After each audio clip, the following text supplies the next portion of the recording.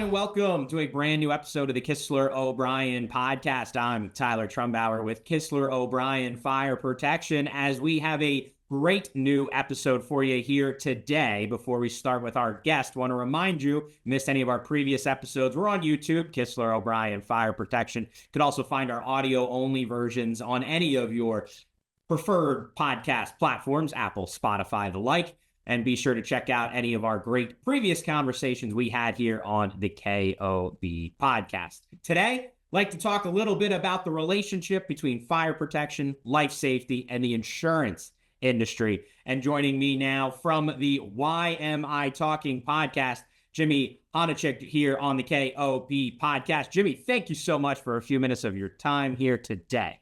Tyler, I'm really looking forward to this. So thank you for having me on here. Absolutely, Jimmy. So I mentioned you have a podcast. Also, the president of the YMI Insurance Agency based right here in the Lehigh Valley of Pennsylvania. So let's learn a little bit more about you, the insurance leader. And before we get into the podcaster of Jimmy, although they're intertwined, I know. So why insurance for you in your career? But before we dive into that, I am taking tips from you as we do this. You have the perfect podcast voice. You sound like you've been a radio host forever. So I'm face for radio as well. I'm learning as much as I can here. But why insurance is a good question. My dad is in insurance, and I grew up around it and tried to get as far away from it as I could. So I graduated college and I moved out to LA and worked in television. I slept on an air mattress that deflated every night. I parked cars on the weekends. I did whatever I could to kind of make Hollywood work, and I made it work. And, I had a successful career there. And then one day, I got my MBA, and, my wife was like, do you know what those letters stand for? And I said, no, but grown-ups get MBAs. So I'm going to do that.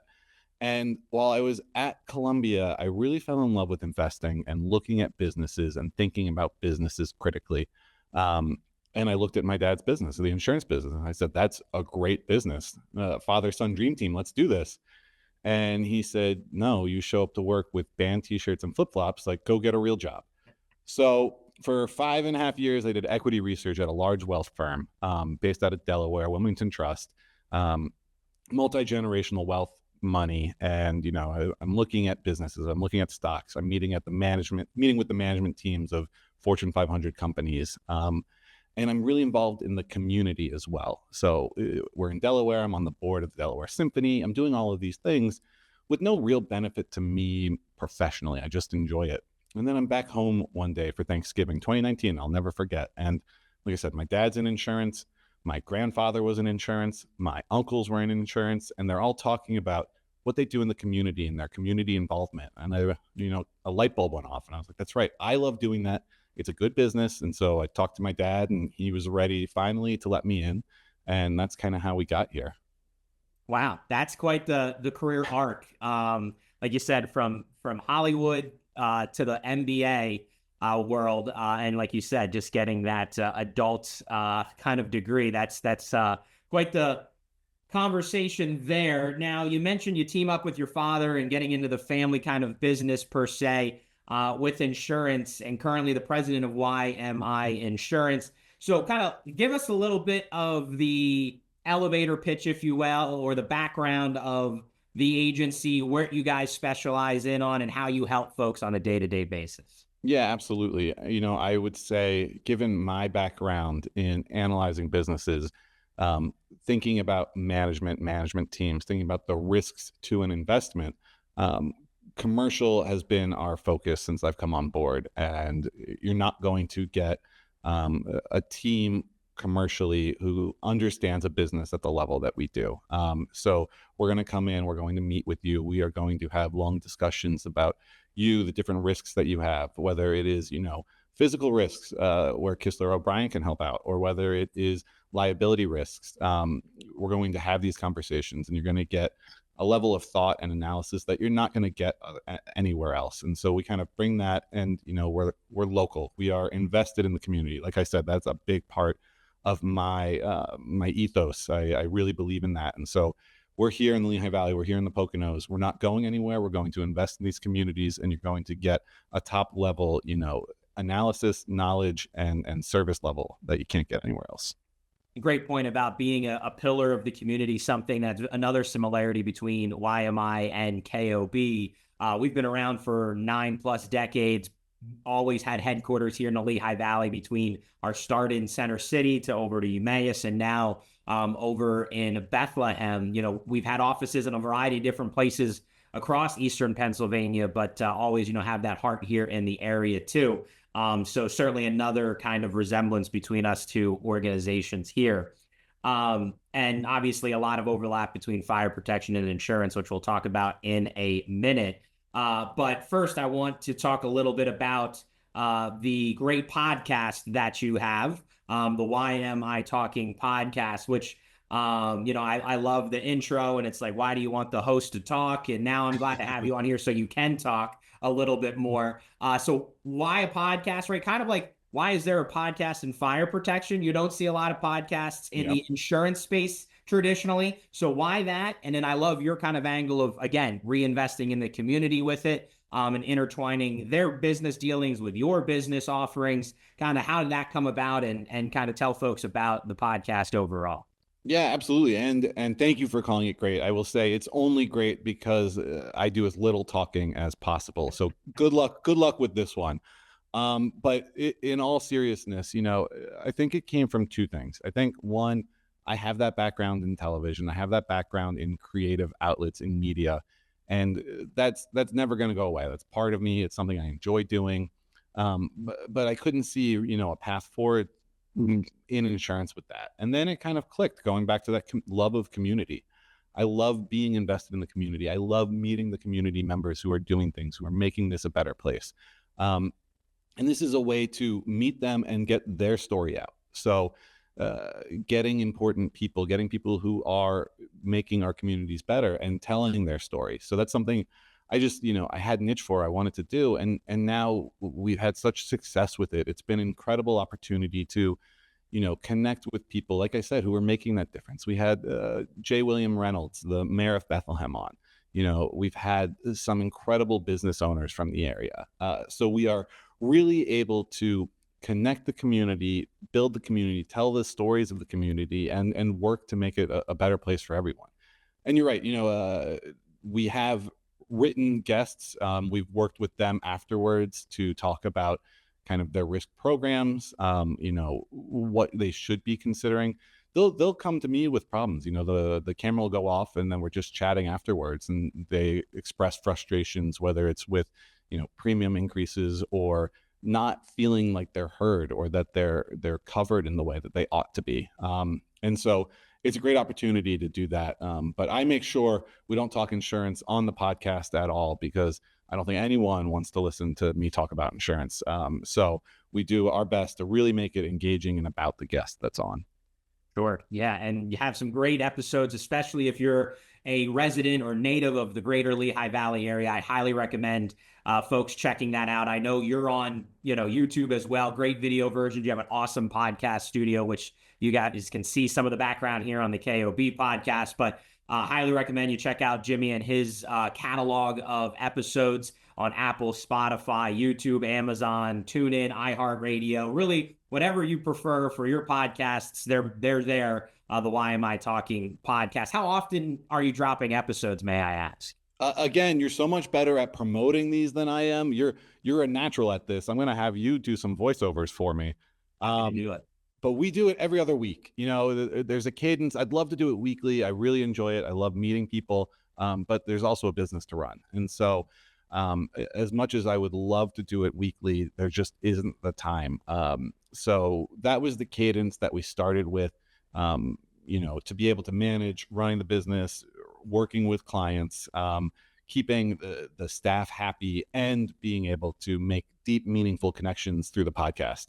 And it's been a great cadence. You know, every other Friday, we're dropping a new episode. We haven't missed one since we started. We're in our third season now. So that is, you know, 53, 54 episodes. And it's been great. Yeah, absolutely. So as I mentioned, folks, a lot of great conversations in there, especially for those that have vested interests in the Lehigh Valley area and the business landscape in particular. So, Jimmy, you don't talk insurance on your podcast, but we could talk a little bit about it on the KOB podcast. I would appreciate that. So I get to listen to a lot of our customer calls, see a lot of our website, kind of inbound inquiries. And a lot of them are smaller business owners that have said, hey, my insurance agency or agent or professional has told me I got to get better fire protection in here. Often it's a fire extinguisher. That's not one you can get for more residential retail use of off of Home Depot or Amazon.com. It's one that is, from a real big manufacturer, can also be inspected and maintained and go through testing. So kind of, I guess, as an overview to start, how does the insurance agency world view fire protection overall, and kind of how that works into the protection of people and property from the insurance viewpoint? So we love you guys, is what I will say. I like to joke that I do not make friends at parties because I'm worried about safety and making sure that everything is up to date. I'll tell you a quick funny story. We have clients, personal lines clients. So we have their home, their auto. They're also good friends, and they had us over in the fall when we were in the middle of a drought, like a severe drought, burn ban. They had us over for a little outdoor fire. They had a little fire pit. I brought a fire extinguisher with me to their house, and I said, all right, guys, I'll do this, but this is the only way I'm going to do it. But it's incredibly important. And another example, I have a client that we wrote recently, and I don't know if you guys talk protection classes much, but protection classes are basically the designation of how likely something is if a fire starts for the whole thing to go up. So it goes from PC1 to PC10. And, we write here in Allentown or Bethlehem, and you're talking PC3, 4, but we write up in Stroudsburg and the Poconos, and you can get into PC10s there. I'm visiting a commercial prospect who is in a PC10. And, everything goes well. We have an inspector come out. We're looking at everything. It's great. And at the end, I go, hey, guys, can I just see your fire extinguisher? And they go, oh, yeah, absolutely. It's right here behind this. And they can't find it. So, you know what? It's in the back. Hold on. Give me a minute. So they're gone. And I'm looking at my watch. And, 10 seconds pass, 30 seconds pass, a minute, 2 minutes. We're at 5 minutes. And I go, guys, this place has burned down. And they find it and they dust it off. And I go, you need to have someone come out and inspect this. You need to have it better accessible to the staff, because this will not fly. You're talking about $2 million of property here that will be up in flames before the fire department gets it. And it could have been prevented. If anyone knew where that fire extinguisher was, it could have been prevented. So it's incredibly important as we think about risks and mitigating risks. The risk you're going to pay, or the premium you're going to pay for something like that, if you're not willing to take the fire extinguisher advice seriously, is going to be pretty insane versus just getting the fire extinguisher and having it maintained and accessible. So it's better for the client. It's better for us. So fire safety is absolutely something we take really important. And the interesting thing that we always think about when we hear that pushback from customers sometimes that are like, why do we need fire protection? Why is this a necessity?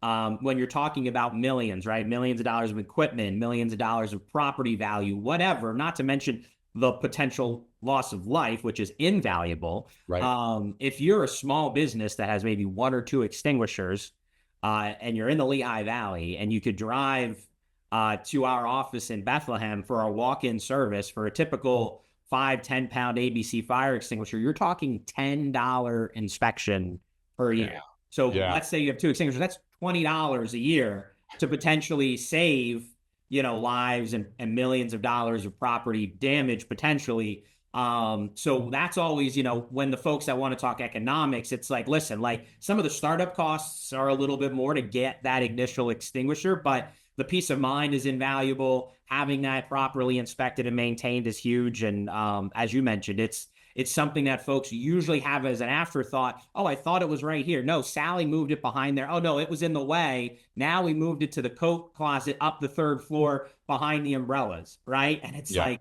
what damage already happened by the time you play hide and seek with your extinguisher when you actually need it? Yeah, and it only helps the clients, and because we as agents, we are trying to make sure that the client cares about risks and thinks about risks, and we can offer them better protection, better coverages, better premium if they do. Like we do a lot of work with restaurants, and so the first thing I do when I go into the restaurant is take a look at their fire extinguisher, take a look at the tags, and make sure that everything is up to date. And we had one. It's a brand new opening, right? Everything is new. They have a fire extinguisher, but it's not the industrial grade silver fire extinguisher that they should have. And I mentioned this to him, and he says, not a problem. Within 5 days, he had that fire extinguisher. That's the kind of client that I'm going to go to bat for, that I'm going to make sure they have what they need, that they get the pricing that they can get. If they're willing to play ball, we're willing to play ball. So it's important, from a loss prevention standpoint, but also just it helps your relationship with your agent, with your broker, who's then going to help you get the best rates and the best coverages that you can. Sure. Yeah. Really covers a lot of bases overall, with especially from your commercial customers, and for us, that's all that we specialize in commercial fire protection. But we do also have a lot of discussions on our social media, on our website, about residential fire safety, and no requirements as much there, but also what it could provide for insurance coverages, and just also that invaluable property protection and people protection. So I mentioned a couple minutes ago, Jimmy, the kind of influx that I've heard of small business owners who have said, hey, my insurance carrier is now asking for this or requiring this. And these are businesses that have been in existence for a while, where the $20 or $30, Home Depot fire extinguisher, the plastic ones with the plastic nozzles, was potentially passable or acceptable in past. Is this something that now we're kind of beefing that up, the request for fire protection? Is that new, or kind of maybe it's just catching around to some more businesses than it was in the past? How have you seen that, or maybe have you increased the conversations around it that you're having with your potential clients and current customer base?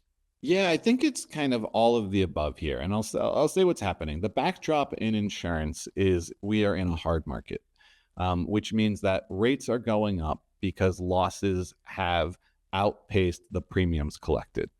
So the industry right now is been suffering and is doing whatever they can, especially on the property side right now, to mitigate the losses that they're having. And so on the residential side, you've seen that on roofs. Like the scrutiny over roofs has gotten very significant, to the point where people won't write roofs that are older than 15 years. And so it's been very hard on that. And of course, you're going to see that on the commercial side as well. And so fire prevention, fire risk is certainly an area where the carriers are looking to make sure that everything is up to date, because when you get to commercial, the premiums are bigger, but the losses are bigger as well. And so they want to make sure that the property they're writing is as well protected as it can be, so that they're not suffering, those huge losses. So yeah, I do think that the carriers themselves have gotten stricter and have been more invested in risk mitigation when it comes to fire. And so that's something that you're certainly seeing as we do that. We go out, we inspect every restaurant that we're going to write. So we go out there and we do an on-site inspection. And like I said, that's one of the first things I'm looking for. And I know if my carrier goes out there, that's going to be one of the first things they're looking for as well.